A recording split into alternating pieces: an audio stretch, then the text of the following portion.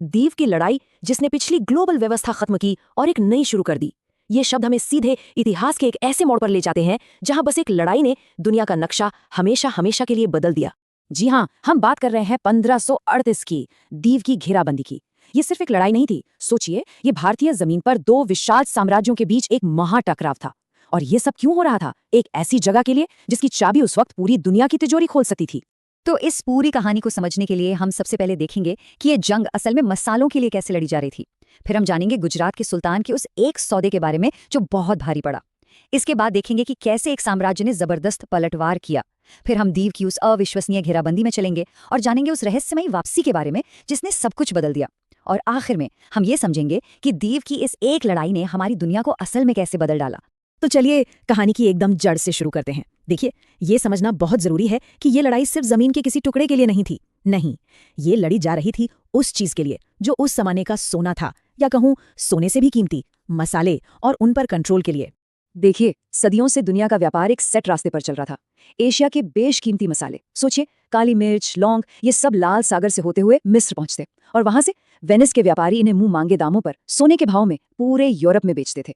ये एक ऐसा गोल्डन रूट था जिसने सल्तनतों और शहरों को मालामाल कर दिया था। लेकिन फिर एंट्री होती है पुर्तगालियों की, और उन्होंने आते ही पूरा का पूरा खेल पलट दिया। उन्होंने अफ्रीका के चारों ओर से एक नया सीधा समुद्री रास्ता खोज निकाला, और उनकी स्ट्रैटेजी वो कमाल की थी। सिर्फ व्यापार मत करो, व्यापार के रास्तों पर ही कब्जा कर लो। उन्होंने एक एक करके सारे अहम समुद्री नाके जैसे गोवा, मलक्का, हुर्मुज अपने कंट्रोल में ले लिए और सदियों पुराने इस नेटवर्क का समझिए गलाई घोंट दिया। तो इस महाटकराव के मैदान में चार बड़े खिलाड़ी थे। एक तरफ पुर्तगाली साम्राज्य जो समंदर पर अपना पूरा 100% कंट्रोल चाहता था। दूसरी तरफ शक्तिशाली ऑटोमन साम्राज्य जो पुर्तगालियों को भगाकर अपने पुराने व्यापारिक रास्ते को फिर से जिंदा करना चाहता था। बीच में फंसी थी गुजरात सल्तनत जो मुगलों और पुर्तगालियों दोनों से अपनी आज़ादी बचाने की जद्दोजहद में थी। और आखिर में मुगल साम्राज्य जो अमीर गुजरात को हड़प कर समंदर तक अपनी पहुंच बनाना चाहता था। अब जाहिर है, जब सबके मकसद एक दूसरे से टकराएंगे तो टकराव तो होना ही था। तो अब कहानी का फोकस लाते हैं गुजरात सल्तनत पर। सोचिए, इस जियोपॉलिटिकल शतरंज की बिसात पर वो एक ऐसे मोहरे की तरह थे जो दो तरफ से घिरा हुआ था।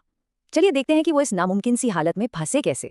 गुजरात के सुल्तान बहादुर शाह एक बहुत ही मुश्किल स्थिति में थे। एक तरफ थी जमीन पर मुगलों की विशाल सेना जो उन्हें निगलने को तैयार थी, और दूसरी तरफ समंदर में पुर्तगालियों की ताकतवर नौसेना। उन्हें दो बुराइयों में से किसी एक को चुनना था।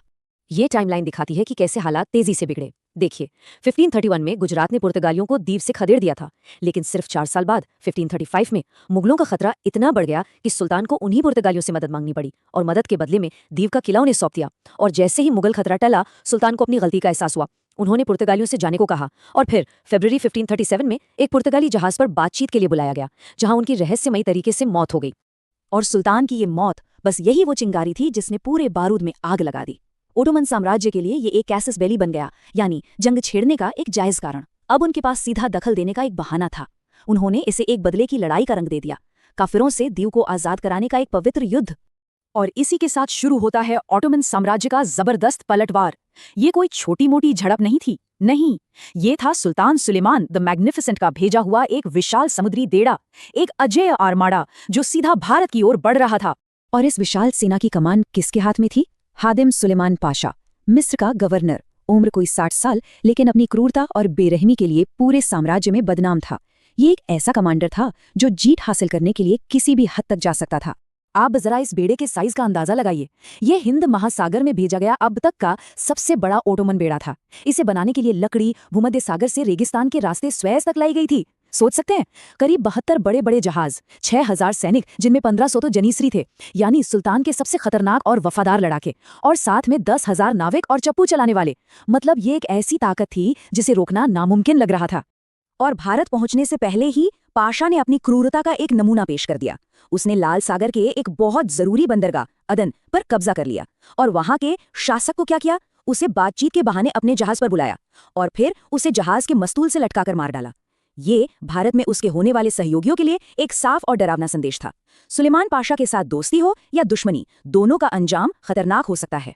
और अब हम आते हैं कहानी के सबसे अहम हिस्से पर, दीव की घेराबंदी। एक तरफ था एक छोटा सा किला, और दूसरी तरफ एक विशाल साम्राज्य की पूरी ताकत। हमला करने वाली फौज का साइज देखिए, ऑटोमन और गुजरातियों को मिलाकर करीब करीब 22,000 सैनिक, एक पूरी की पूरी आर्मी जो एक छोटे से द्वीप पर उतर रही थी। और किले के अंदर उनकी हिफाजत करने वाले कितने लोग थे? सिर्फ 600 पुर्तगाली सैनिक। सोचिए, 22,000 के सामने सिर्फ 600। ये लड़ाई नहीं, ये तो एक नामुमकिन मिशन लग रहा था। ये फर्क ही अपने आप में दिमाग चकरा देने वाला था। समुद्र का हाल भी कुछ ऐसा ही था। एक तरफ ऑटोमन बेड़े के 72 बड़े बड़े जहाज और दूसरी तरफ मुट्ठी भर छोटी पुर्तगाली नावें। वो उन विशाल जहाजों के सामने खिलौनों जैसी लग रही होंगी।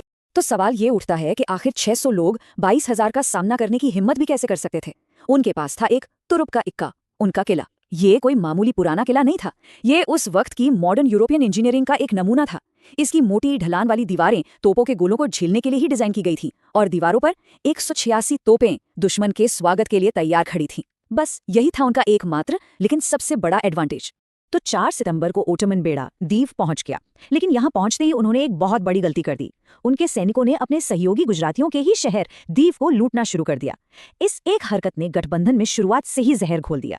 इसके बाद किले पर जबरदस्त बमबारी शुरू हुई, लेकिन पुर्तगाली डटे रहे। यहां तक कि वहां की महिलाओं ने भी घायलों की मदद और किले की मरम्मत के लिए अपने दस्ते बना लिए थे। उन्होंने हर हमले का मुंहतोड़ जवाब दिया। घेराबंदी के दौरान एक अहम मोड़ तब आया जब बाहरी किला विला दोस रूमेस ऑटोमन के हाथ लग गया। उसके कमांडर फ्रांसिस्को पचेको को पकड़ लिया गया और फिर उसे मजबूर किया गया कि वो अपने ही खून से खत लिखे जिसमें मुख्य किले के कमांडर से सरेंडर करने के लिए कहा गया हो। ये एक जबरदस्त साइकोलॉजिकल मूव था, लेकिन इसका जवाब उससे भी ज्यादा शानदार था। किले के पुर्तगाली कमांडर एंटोनियो दा सिल्वेरा ने उस खत को फाड़कर फेंक दिया और ये मशहूर जवाब भेजा, यहाँ मरने वाले हर एक पुर्तगाली की जगह लेने के लिए गोवा से 1000 और आएंगे। सोचिए, एक ही पल में उसने हार के डर को अटूट हौसले में बदल दिया।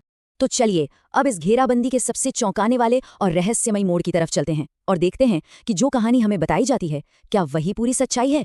कमांडर का जवाब तो बहुत दिलेर था, लेकिन किले के अंदर की हकीकत वो बहुत डरावनी थी। हफ्तों की लगातार लड़ाई, बीमारी और भूख के बाद लड़ने लायक सिर्फ 40, जी हाँ, सिर्फ 40 सैनिक बचे थे। किला किसी भी पल गिर सकता था। और फिर 6 नवंबर को जब जीत बस चंद कदम दूर थी, सुलेमान पाशा ने अचानक घेराबंदी खत्म करने का हुक्म दे दिया और अपने विशाल बेड़े के साथ वापस रवाना हो गया। ये एक ऐसी घटना थी जिस पर कोई यकीन नहीं कर पा रहा था। आखिर हमलावर फौज जीत के इतने करीब आकर वापस क्यों चली गई? तो सवाल वही है, वे पीछे हटे क्यों? देखिए, इतिहासकार मानते हैं कि इसकी कोई एक वजह नहीं थी। एक तो उन्होंने कुछ छोटी पुर्तगाली नावों को गलती से गोवा से आ रहा एक बड़ा मदद वाला बेड़ा समझ लिया। दूसरा, गुजरातियों के साथ उनका गठबंधन पूरी तरह से टूट चुका था।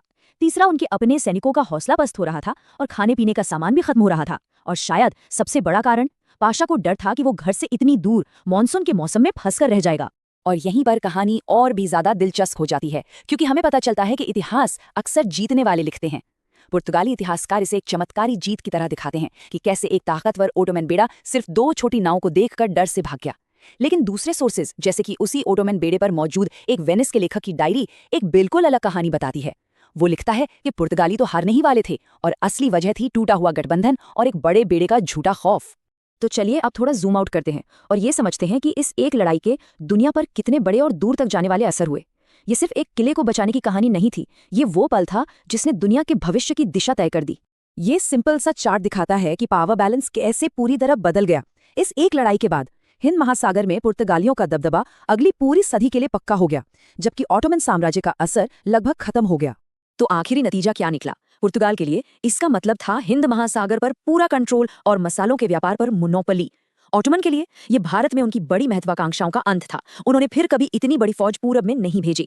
यमन को लौटते हुए पाशा ने गुस्से में ऑटोमन साम्राज्य में मिला लिया। और सबसे जरूरी बात, दुनिया के व्यापार के लिए इसने एशिया से यूरोप तक के पुराने रास्तों पर ताला लगा दिया और एशिया में यूरोपीय उपनिवेशवाद के एक नए दौर की शुरुआत की, जिसका असर हम आज भी महसूस करते हैं। तो आखिर में बस यही एक सवाल बचता है, ये एक ऐसी लड़ाई थी जिसका नतीजा एक बहुत ही नाजुक धागे से लटका था। जरा सोचिए, अगर उस दिन उन 40 थके हुए सैनिकों ने हिम्मत हार दी होती या अगर सुलेमान पाशा ने पीछे हटने का फैसला न किया होता, तो आज की दुनिया का इतिहास, इसका व्यापार और इसका पावर बैलेंस कितना अलग होता।